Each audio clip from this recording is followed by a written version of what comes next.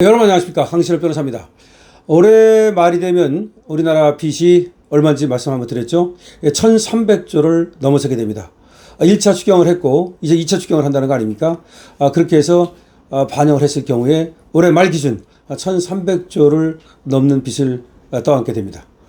그런데 이 빚은 모두가 앞으로 미래 세대를 살 사람들의 몫이고, 또 일부는 또 우리가 세금을 통해서 갚아야 될 돈입니다. 대한민국의 지금 재정이 아주 나빠지기 시작했습니다. 지금까지 많은 지금 적자를 빚으로 채우고 있는 꼴인데요. 그렇다면 지출을 줄여야 되는데 지출은 줄이지 않고 수입은 제한되어 있고, 그러다 보니까 빚이 늘어나는 겁니다. 그런 가운데도 말이죠, 이재명은 포퓰리즘 정책을 계속해 나갈 생각을 지금 굽히지 않고 있습니다. 최대 한 가구 4인 기준 200만 원까지도 또 돈을 퍼준다, 그런 얘기가 나오고 있고, 차등 지급한다, 전 국민에게 지급하되 차등 지급을 한다 라는 얘기가 나오고 있습니다. 지금 포퓰리즘이죠. 이재명은 원래가 기본소득부터 시작해서 포퓰리즘으로 지금 정권을 잡은 사람이라고 보면 됩니다. 그러자 물가와 아파트 값이 폭등하고 있습니다. 서울 지역 아파트 값이 정말 폭등하고 있고요, 물가도 폭등하고 있습니다. 삼계탕 한 마리가 최소 2만 원까지 막 치솟고 있습니다. 18,000원, 2만 원 합니다. 친미 친일 지금 변씨를 이재명이 꾀하고 있습니다만은 그것이 과연 제대로 될지 걱정입니다. 다시 말해서 지금 이재명은 실용 외교를 내세우면서 트럼프의 가랑이라도 기어들어 하겠다 라고 얘기를 하는가 하면, 일본 총리하고도 그야말로 화기애애한 모습을 연출을 하는 그런 모습을 신용하고 있습니다. 그러나 이것이 어디까지나 먹힐지 걱정입니다. 자, 국제사회는 말이죠, 이재명을 왕따 하기 시작했습니다. 트럼프가 내년쯤 말이죠, 김정은을 만난다는 얘기까지도 들리고 있습니다. 지금 트럼프는 김정은한테 관심이 있습니다. 이재명한테는 1도 관심 없습니다. 트럼프는 푸틴한테 관심이 있습니다. 우크라이나의 젤렌스키에도 관심이 없습니다. 푸틴은 네타냐후에 관심이 있습니다. 하메네이에 관심이 없습니다. 이것이 바로 트럼프입니다. 트럼프는 항상 강한 쪽에 편듭니다. 그리고 이기는 쪽에 편듭니다. 이게 트럼프입니다. 따라서 트럼프가 2주간 이란 공격을 늦췄다 그러면서 다만 시간을 줬을 뿐이다라고 엄포를 놓고 있지만, 사실상 트럼프가 직접 이란을 공격할 가능성은 아직까지는 좀 지켜봐야 됩니다. 물론 전략자산이 모두 지금 이란 쪽으로 옮기고 있는 것은 사실입니다. 그러나 이 모든 것이 다 계산된 협박일 수도 있다는 얘기가 나오고 있습니다. 자, 어쨌든 간에 우리는 국제 정세 속에서, 빠르게 변하는 국제 정세 속에서 대한민국을 지켜야 합니다. 그리고 대한민국 국민을 보호해야 합니다. 그런데 지금 우리가 대북 전단 그리고 확성기 방송을 끊자, 대북 확성기 방송 중단하지 않았습니까? 대북 전단 살포 중단하지 않았습니까? 그렇게 하자 오히려 김정은이는 서해상으로 포탄을 마구 쏴 붙였습니다. 방사포라고 하는 것을 막 쏴 붙였죠. 그것이 우리에 대한 북한의 우리를 대하는 태도입니다. 우리가 예를 들어서 대북 전단을 살포하지 않고 우리가 확성기 방송을 중단했다고 해서 과연 김정은이가 고맙다 그러면서 자기도 그에 상응하는 조치를 취할 것인가?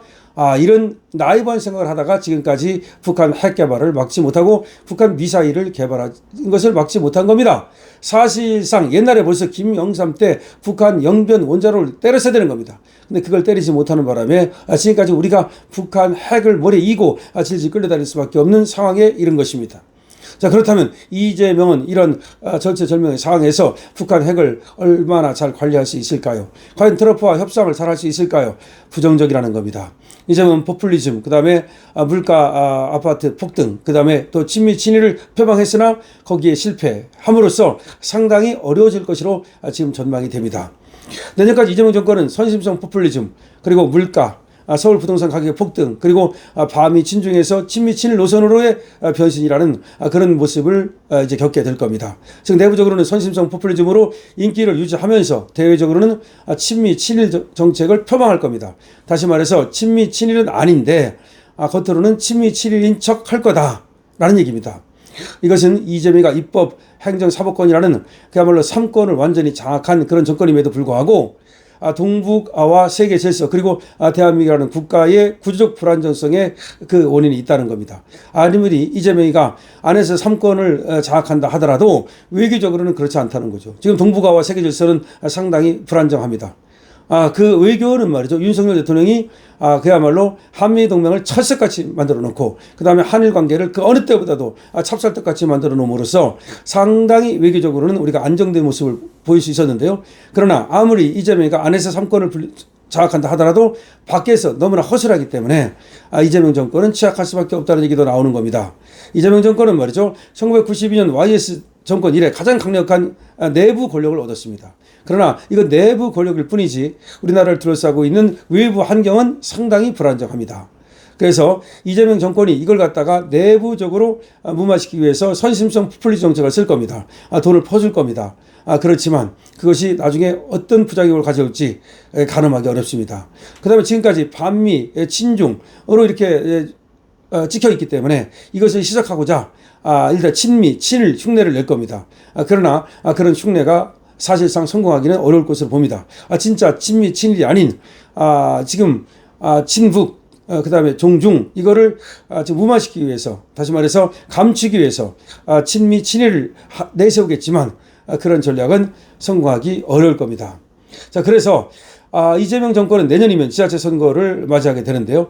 아무래도 지자체 선거에 이기기 위해서 서울 수도권 등등의 또 포퓰리즘 정책을 막 쏟아부을 거고 그 다음에 또 영남 지방 또 이쪽에도 어떻게든지 또 부산 같은 경우는 자기들이 시장을 가져가기 위해서 부산 지역에 또 포퓰리즘 정책을 쏟아부을 겁니다. 그러나 아무리 그렇게 한다 하더라도 지지층의 균열이 일어나는 것은 막을 수 없을 것이다. 다시 말해서 벌써 정청래와 박찬대 간에도 서로 자기들은 아니라고 그러지만 지지층 간에 분열이 일어나고 있습니다. 그래서 이재명 정권은 생각보다 취약한 정권이 될 수 있다. 그러니까 내부적으로는 3권을 장악하고 강력한 그런 권력을 갖는 것처럼 보일지 모르나 실제로는 안에서 권력을 갖다 차지하는 과정이 너무나 정당성이 없기 때문에 안으로도 사실상 많은 시위와 집회 등등의 반대에 부닥칠 것이고 특히 문제는 바깥으로부터 들어오는 그런 어떤 외부적 압력을 상당히 겪지 않을 수 없을 것이다. 다시 말해서 지금 이재명을 둘러싸고 있는 그런 외부 환경, 트럼프라든가 내지는 또 유럽이라든가 일본이라든가 이런 데서 결코 이재명에 대해서 우호적인 시선을 보내지 않을 가능성이 높다. 그렇게 됐을 경우에 외교가 굉장히 어려워질 것이고 외교가 어려워지면 앞으로 안에 내치 그렇게 경제도 역시 어려워질 것이다. 이런 얘기입니다. 그래서 이제는 이재명은 국민에게 가장 중요한 거 이거를 갖다가 지금 모색하는 그런 정치를 해야 될 겁니다. 이재명이 만약에 말이죠 계속해서 포퓰리즘 정책을 고집부린다면 그 포퓰리즘 정책으로 인한 엄청난 부작용이 일어날 겁니다. 그러니까 처음에 돈 주면 싫다는 사람은 없으니까 아무래도 환호성을 좀 들을 수 있을 거예요. 그러나 그것 때문에 부동산 가격이 폭등하고 물가가 폭등하면서 그 부동산 생각해 보십시오.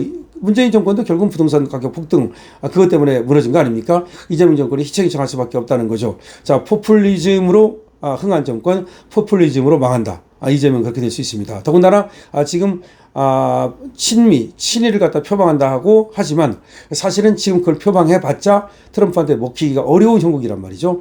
오히려 트럼프는 김정은을 지금 방문할 가능성이 높다는 얘기까지 나옵니다. 이랬을 경우 국제 왕따가 되면서 상당히 대한민국의 경제도 회복이 어려워지지 않겠는가라는 생각도 듭니다. 어쨌든 이재명이가 이미 미국에 찍혔기 때문에 그 대가를 우리 국민은 톡톡히 치르지 않을 수가 없습니다. 강시엽입니다.